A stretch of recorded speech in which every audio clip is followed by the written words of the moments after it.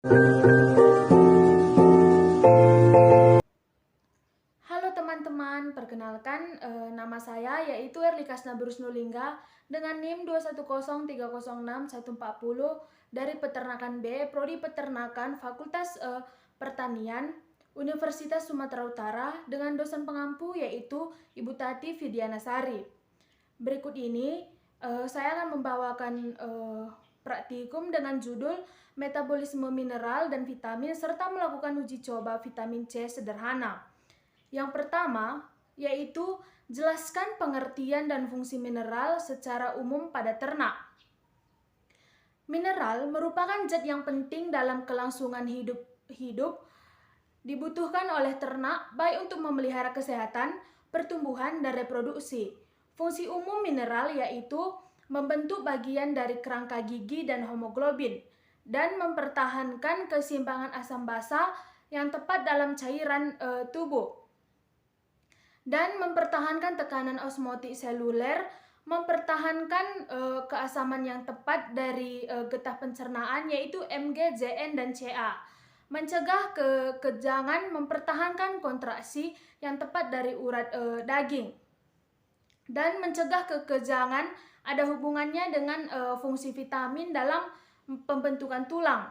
Mineral harus disediakan dalam jumlah yang cukup dan perbandingan yang tepat atau interelasi mineral.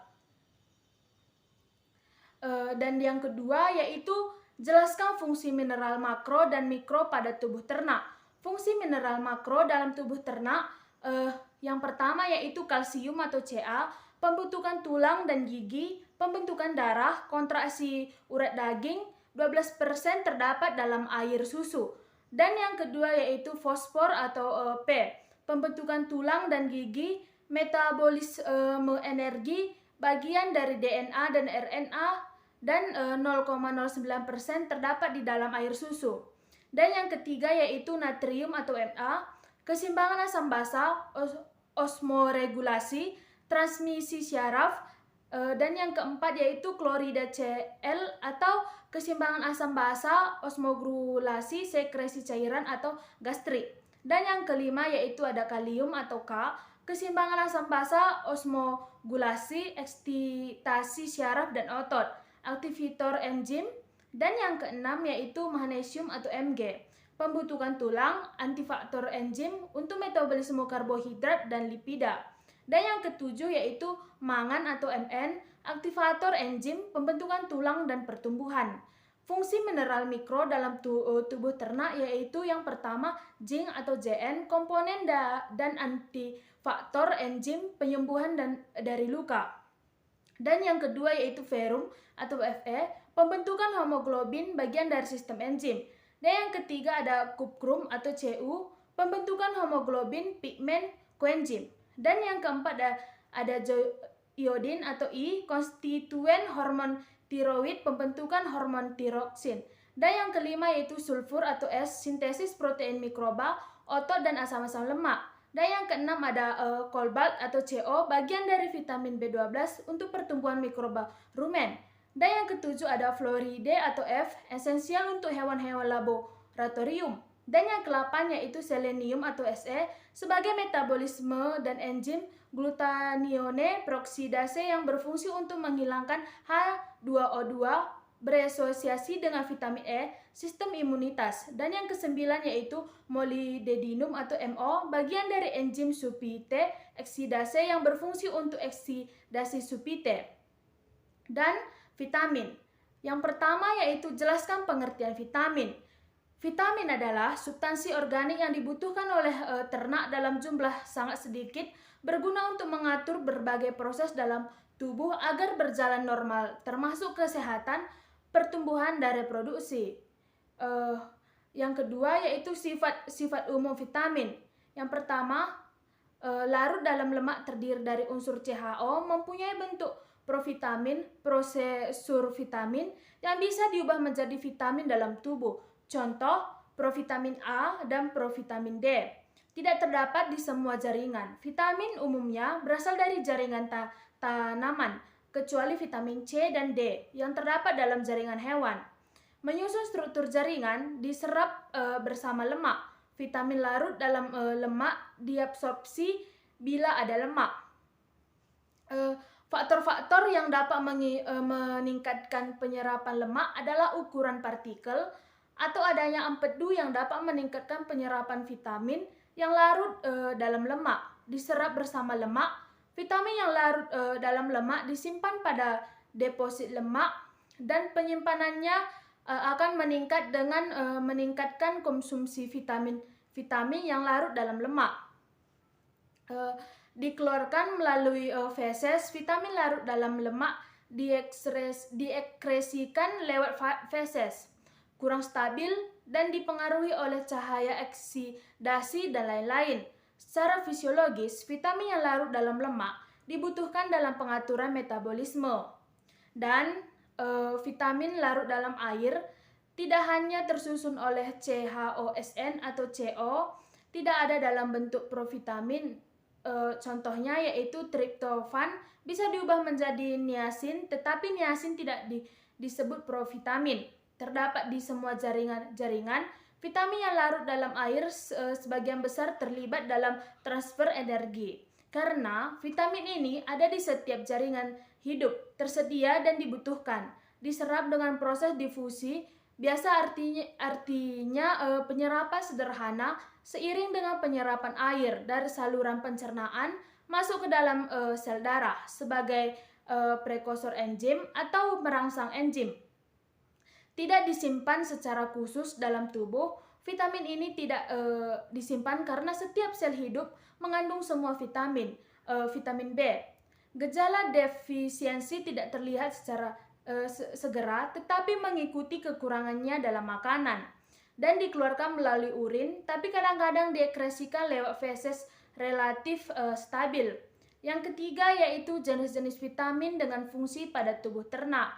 Yang pertama yaitu ada vitamin A atau retinol untuk mencegah masalah kesehatan mata, meningkatkan sistem imun, juga berperan penting dalam pertumbuhan dan perkembangan sel serta menjaga kesehatan kulit. Dan vitamin D atau kalsiferol membantu proses absorpsi Ca dan P dari satuan pencernaan dan selanjutnya mengatur konstruksi Ca dan P dalam darah. Dan yang kedua yaitu proses reabsorpsi, berperan dalam proses reabsorpsi fosfat pada ginjal untuk mengatur konsentrasi Ca dan P dalam darah. Dan yang ketiga yaitu deposisi, berperan dalam pembentukan tulang dengan jalan mempengaruhi deposisi pada matriks tulang. Vitamin E, yang pertama yaitu reproduksi, membuat normalnya proses reproduksi beberapa jenis ternak. Dan yang kedua dapat digunakan sebagai antioksidan. Dan yang ketiga yaitu absorpsi, memperbaiki Fe oleh usus, sedangkan Fe penting untuk mencegah terjadinya anemia. Dan vitamin K, fungsi vitamin K diperlukan dalam proses pembekuan darah, khususnya diperlukan dalam sintesis protombin di dalam hati. Dan karena protombin bersama tromboplastin dengan adanya trombokinase akan membentuk trombin. Dengan adanya trombin, maka fibrinogen akan berubah menjadi fibrin.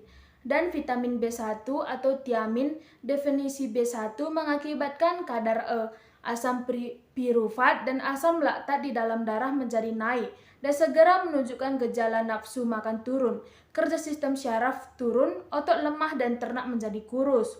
Dan selanjutnya yaitu vitamin B2 atau riboflavin, merupakan penyusun koenzim flavoprotein yang berperan dalam tubuh, berkaitan dengan reaksi kimia sebagai pembawa hidrogen yang penting dalam metabolisme KH dan protein.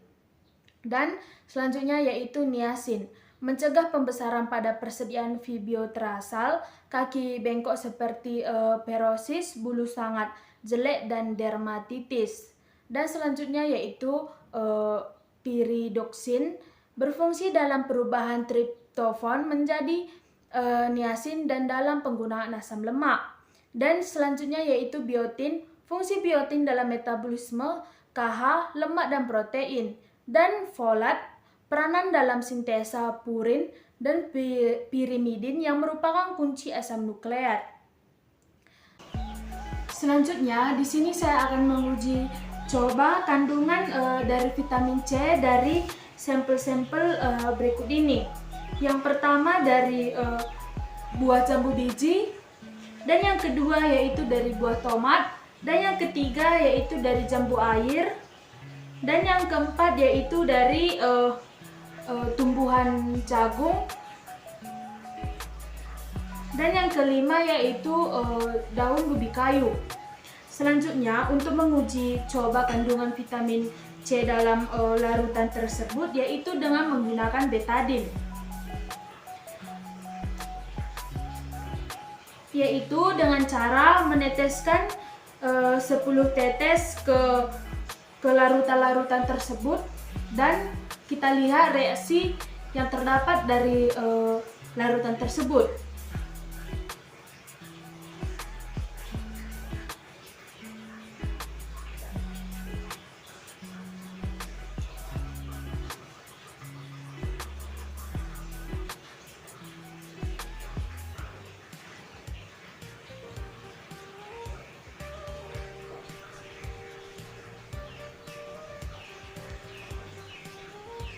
Dan selanjutnya kita aduk.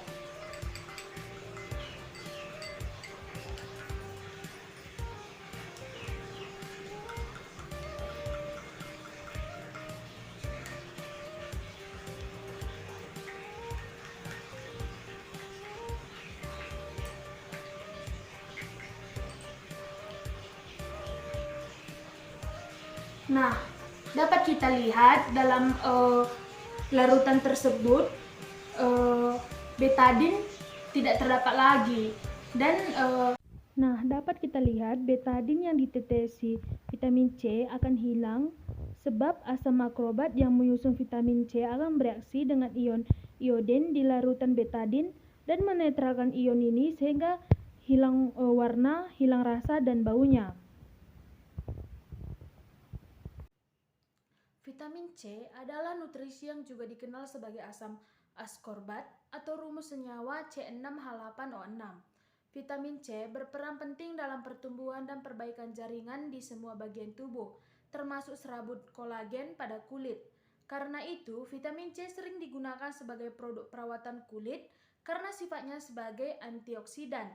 Dan asam askorbat merupakan senyawa yang bersifat asam atau pH kurang dari 7 dan dapat bereaksi dengan ion terlarut dalam air. Betadin yang digunakan untuk menutup luka pada kulit merupakan larutan yang banyak mengandung ion iodin dengan simbol iminis. Ion ini yang larut dan membuat warna betadin menjadi kecoklatan.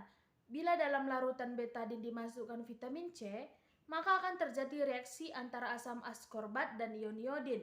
Akibatnya, iodin yang terlarut akan hilang dari air dan warna air akan menjadi bening. Sifat ini dimanfaatkan untuk menjernihkan air dalam instalasi air minum. Nah, sekian dari presentasi saya. Bila ada salah kata, saya meminta maaf. Terima kasih. Dadah.